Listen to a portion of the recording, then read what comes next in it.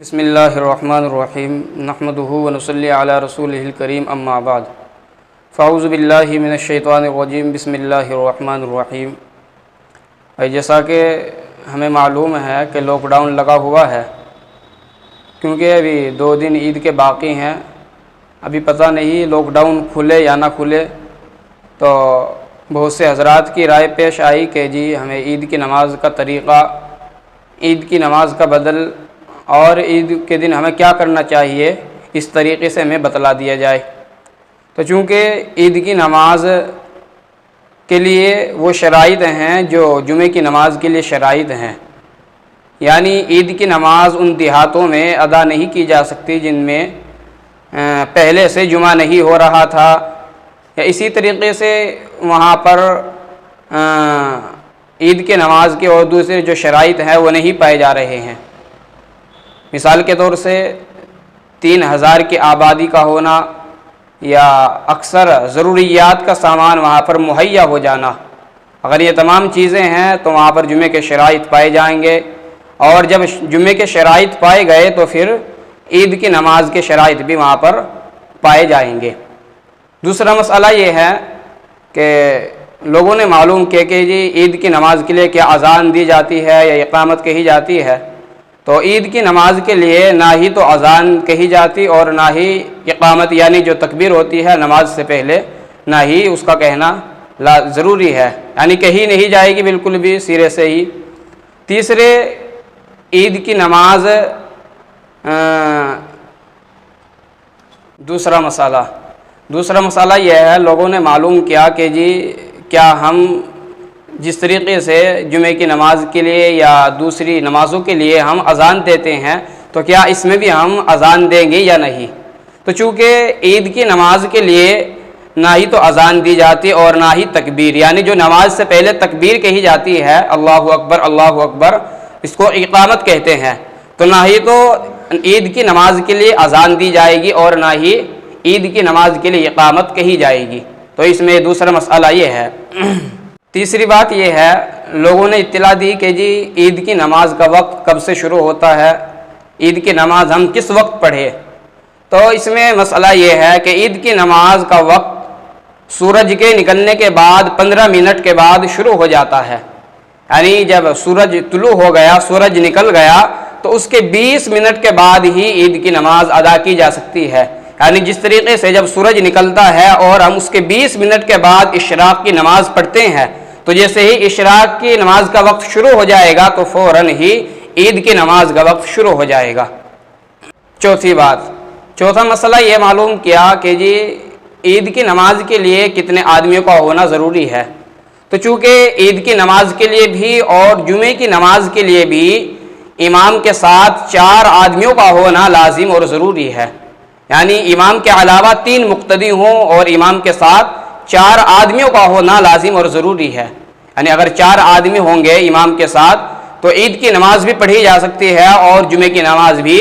ادا کی جا سکتی ہے۔ دوسری بات اس میں معلوم کی گئی کہ جی ہم اب لاک ڈاؤن کی وجہ سے گھروں کے اندر عید کی نماز اگر ادا کریں گے تو کیا اس میں عورتیں بھی شریک ہو سکتی ہیں یا نہیں؟ تو اس میں مسئلہ یہ ہے کہ جب ہم اپنے گھروں کے اندر عید کی نماز پڑھ رہے ہیں تو عورتوں کو بھی اس میں شامل کر لیں، اس میں کوئی حرج نہیں ہے، لیکن مسئلہ اس میں یہ ہے کہ اگر اس کے اندر پڑھنے والے بھی پڑھانے والے بھی تمام کے تمام رشتہ دار ہیں، یعنی ایسے رشتہ دار جن سے پردہ نہیں ہے، یعنی مثال کے طور سے بھائی ہے اور اسی طریقے سے باپ ہے، جن سے پردہ نہیں ہے، تو اس صورت میں تو اگر عورتیں نماز پڑھیں گی تو پردے کی ضرورت نہیں رہے گی، لیکن پھر بھی عورتوں کی جو لائن لگے گی، جو صف لگے گی، وہ سب سے آخر میں لگے گی۔ لیکن اگر نامحرم ہے، یعنی ایسے مرد ہیں کہ جن سے پردہ جائز ہے، تو اس صورت میں ان عورتوں کے درمیان میں پردہ حائل کرنا پڑے گا۔ 5واں مسئلہ یہ معلوم کیا گیا کہ جی خطبے کے میں کیا کرنا چاہیے، یعنی جمعے میں خطبہ جو دیا جاتا ہے وہ پہلے دیا جاتا ہے،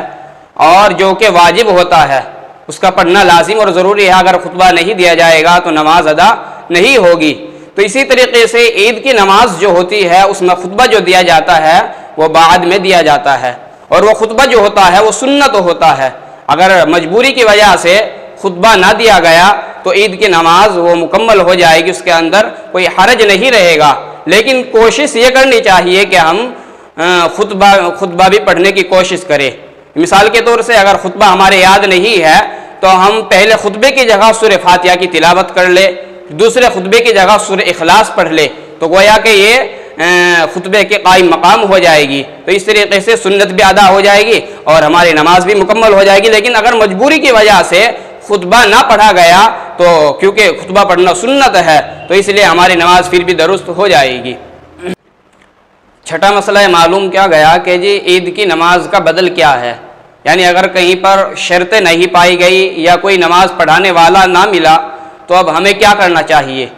تو عید کی نماز کا بدل یہ ہے کہ اگر کہیں نماز پڑھانے والا نہ مل سک رہا ہو یا شرائط نہیں پائے جا رہے ہو تو اب اس کا طریقہ یہ ہے کہ ہم چاشت کے وقت تک عید کی نماز کا انتظار کریں، کیونکہ ہو سکتا ہے ہمیں کہیں نماز پڑھنے کی توفیق مل جائے، کہیں ہمیں نماز کے لیے بلا لیا جائے، تو اگر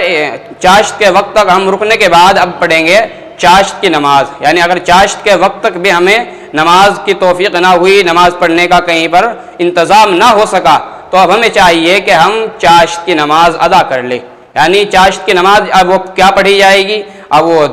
دو رکعت بھی پڑھی جا سکتی ہے یا ایک سلام کے ساتھ 4 رکعت بھی ایک ساتھ پڑھ سکتے ہیں۔ ساتویں بات یہ ہے عید کی نماز کا طریقہ کیا ہے، یعنی ہم عید کی نماز کس طریقے سے ادا کریں۔